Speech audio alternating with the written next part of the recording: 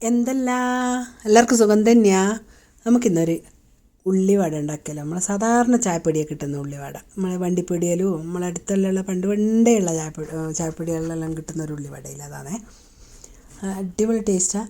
പെട്ടെന്ന് ഉണ്ടാക്കിയെടുക്കുകയും ചെയ്യാൻ വളരെ കുറച്ച് ഇൻഗ്രീഡിയൻസേ ആവശ്യമുള്ളൂ.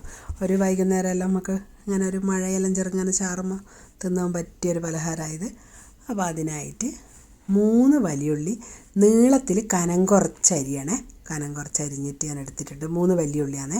പിന്നെ ഒരു ഇഞ്ച് കഷ്ണം ഇഞ്ചി പൊടിയായിട്ട് കൊത്തി അരിഞ്ഞിട്ട് അതും, അതേപോലെ പച്ചമുളക് 2 പച്ചമുളക് ഞാൻ എടുത്തിട്ടുണ്ട്. നിങ്ങൾക്ക് വേണേൽ കൂട്ടിയെടുക്കാം.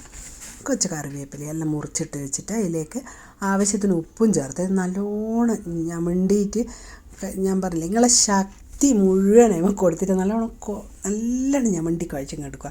എന്നിട്ട് അതിൽ നിന്നൊരു വെള്ളം ഇറങ്ങി വരുന്നുണ്ട്. ഈ വെള്ളത്തിലാണ് നമ്മൾ മൈദ കുഴച്ചെടുക്കുന്നത്. അപ്പോൾ അതിന് ആവശ്യത്തിനുള്ള വെള്ളം വരണം. അപ്പോൾ അത്രയും നിങ്ങളെ ശക്തി കഴിയുമ്പോൾ കാണിക്കണം. കണ്ടില്ലേ, ഇങ്ങനെ പിഴിയുമ്പം വെള്ളം വരുന്നുണ്ട്. ഈ ഒരു പരുവത്തിലായാൽ നമുക്കിതൊന്ന് നല്ലോണം എല്ലാം തട്ടിപ്പൊത്തി ഒരു ഭാഗത്താക്കി വെച്ചിട്ട് മൂടി വെച്ചിട്ട് ഒരു 15 മിനിറ്റ് അതവിടെ ഇരിക്കട്ടെ. 5 മിനിറ്റ് കഴിഞ്ഞിട്ട് നമുക്ക് നോക്കാം. കണ്ടോ, 15 മിനിറ്റ് ആയിട്ടുണ്ട്. കണ്ടോ, അതെല്ലാം നല്ലോണം വാടിക്കുഴഞ്ഞ് നിൽക്കുന്നുണ്ട്. ഇതിലേക്ക് 1/4 കപ്പ് മൈദ ഞാൻ ആദ്യം ചേർക്കുന്നത്, വേണമെങ്കിൽ പിന്നെയും ചേർത്ത് കൊടുക്കാം.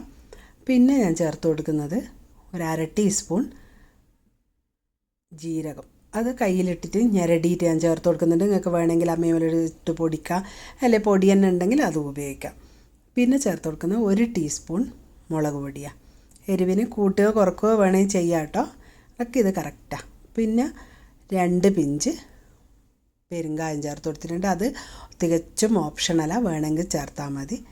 ചേർത്താൽ നല്ലൊരു മണം ഉണ്ടാവും. അപ്പോൾ ഇത് കുഴച്ച് നോക്കുമ്പോൾ കുറച്ച് വെള്ളം കൂടുതലാണ്. ഞാൻ വെള്ളമൊന്നും ചേർത്തിട്ടില്ല, ഉള്ളിയിലുള്ള വെള്ളം മാത്രമാണ്. അത് ശ്രദ്ധിക്കണം, വെള്ളം വേറെ ചേർക്കാനേ പാടില്ല. ആ ഉള്ളിയിലുള്ള വെള്ളം കൊണ്ട് മാത്രം ഇത് കുഴച്ചതുപോലെ ഉരുട്ടി എടുക്കണം. അപ്പോൾ അതാ നല്ലോണം ഉരുളുന്നുണ്ട്. ഇനി മതി മൈദ. അപ്പോൾ ഞാനിപ്പോൾ 1/4 കപ്പും 1 ടേബിൾ സ്പൂണും എടുത്തിട്ടുള്ളത് 3 വലിയ ഉള്ളിക്ക്. അപ്പോൾ അതാ വെളിച്ചെണ്ണ തന്നെ എടുക്കണേ, എന്നാലേ ഇതിൻ്റെ യഥാർത്ഥ ടേസ്റ്റ് നമുക്ക് കിട്ടുള്ളൂ. പണ്ടെല്ലാം ചായപ്പൊടിയെല്ലാം ഉണ്ടാക്കുന്ന അങ്ങനെ തന്നെയല്ലേ. അപ്പോൾ വെളിച്ചെണ്ണ നല്ലോണം ഹൈ ഫ്ലെയിമിലിട്ട് നല്ലോണം ചൂടായിക്കോട്ടെ. അതിന് ശേഷം മീഡിയം ഫ്ലെയിമിലോ ലോ ഫ്ലെയിമിലോ മാറ്റിയിട്ട് നമുക്ക് ഇതുപോലെ കൈയിൻ്റെ അടിയിൽ വെച്ചിട്ട് ഒന്നങ്ങ് പരത്തിയിട്ടിട്ട് കൊടുക്കുക. ഇനി അതെല്ലാം ഉരുട്ടിയിട്ട് വേണമെങ്കിൽ അങ്ങനെയും വെച്ച് കൊടുക്കാം, നിങ്ങൾക്ക് പ്രശ്നമല്ല. അതിങ്ങനെ വെന്ത് കിട്ടണമെന്നല്ലേ ഉള്ളൂ. പക്ഷേ ഇതാവുമാണ് നമ്മൾ പണ്ടത്തെ ഉള്ളിവടേൻ്റെ ഒരു ഷേപ്പ് കാണുമ്പോൾ നമുക്ക് തിന്നുമ്പോൾ ഒരു തൃപ്തി ഉണ്ടാവില്ല. അപ്പം ഞാനിത് ആദ്യം ഹൈ ഫ്ലെയിമിലിട്ട് നല്ലോണം വെളിച്ചെണ്ണ ചൂടാക്കിയതിന് ശേഷം അത് മീഡിയം ഫ്ലെയിമിലേക്ക് മാറ്റീനെ. ഇപ്പോൾ കണ്ട നല്ല ഗോൾഡൻ ബ്രൗൺ കളറായി വരുന്നുണ്ട്. അന്നേരം ഒന്നിങ്ങനെ തിരിച്ച് മറിച്ച് വിട്ട് കൊടുക്കുക. അന്നേരം തന്നെ നിങ്ങൾക്ക് സ്പൂൺ കൊണ്ട് ഇതിനെ കൊണ്ട് തൊടുമ്പോൾ അറിയാം, നല്ല കൃന്നുള്ള ഒച്ച വരും. അപ്പോൾ ആ സമയത്ത് പിന്നെ തിരിച്ച് മറിച്ച് വിട്ടിട്ട് എല്ലാ ഭാഗവും ഒരേപോലെ മൊരിഞ്ഞ് വരുമ്പോൾ നമുക്കങ്ങ് കോരി മാറ്റാം. ഇത്രയേ ഉള്ളൂ, കഴിഞ്ഞു. ഇത് തന്നെ ഇതേപോലെ ഇനി ഇത് നല്ലോണം ആദ്യം വെള്ളം ഊറ്റിയതിന് വെളിച്ചെണ്ണയിൽ ഊറ്റി കളഞ്ഞതിന് ശേഷം ഒരു പാത്രത്തിലേക്ക് മാറ്റിയിട്ട് ബാക്കിയുള്ളത് ഇതേപോലെ ചുട്ടെടുക്കാം.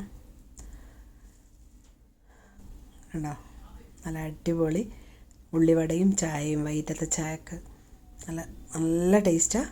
അപ്പോൾ ഇത് എല്ലാവരും ഒരിക്കലെങ്കിലും ഉണ്ടാക്കി കഴിച്ചു നോക്കി അഭിപ്രായം അറിയിക്കാൻ മറക്കണ്ട. അടുത്ത ആഴ്ച വേറൊരു വീഡിയോയുമായിട്ട് വരുന്നത് വരെ എല്ലാവർക്കും താങ്ക് യു.